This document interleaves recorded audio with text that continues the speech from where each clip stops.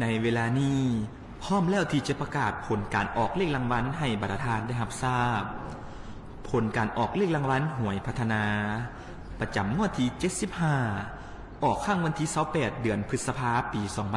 2026รางวัลเลข6ตัวเลขที่ออกได้แก่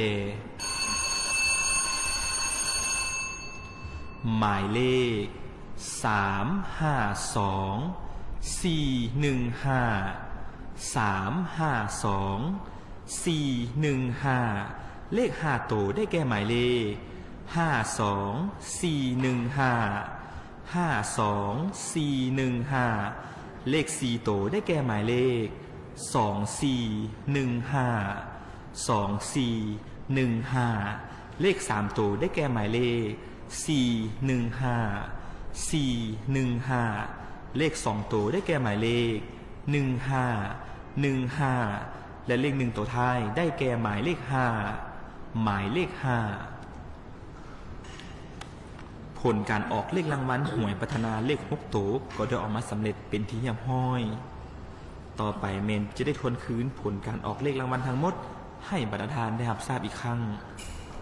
ผลการออกเลขรางวัลหวยพัฒนาประจำงวดที่75ออกข้างวันที่28เดือนพฤษภาคมปี2026รางวัลเลข6ตัวได้แก่หมายเลข352 415 352 415เลข5ตัวได้แก่หมายเลข52 415 52 415เลข4ตัวได้แก่หมายเลข2415 ท่านผู้ชม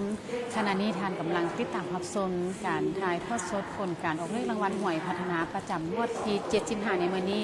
รัฐบาลจะทวนคืนให้บรรดาทานได้รับทราบเติมอีกครั้งหนึ่งกับผลการออกเลขรางวัลในเลขเสียง6ตัวหมายเลขที่ออกได้แก่หมายเลข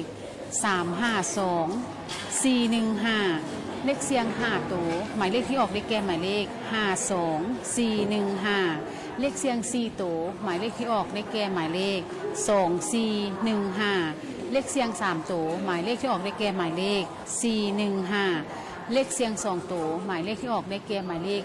15และเลข1ตัวท้ายหมายเลขที่ออกได้แก่หมายเลข5นั่นก็คือผลการออกเลขรางวัลหวยพัฒนาประจำงวดที่75ในมื้อนี้แสดงความยินดีนำท่านใดที่เสี่ยงโชค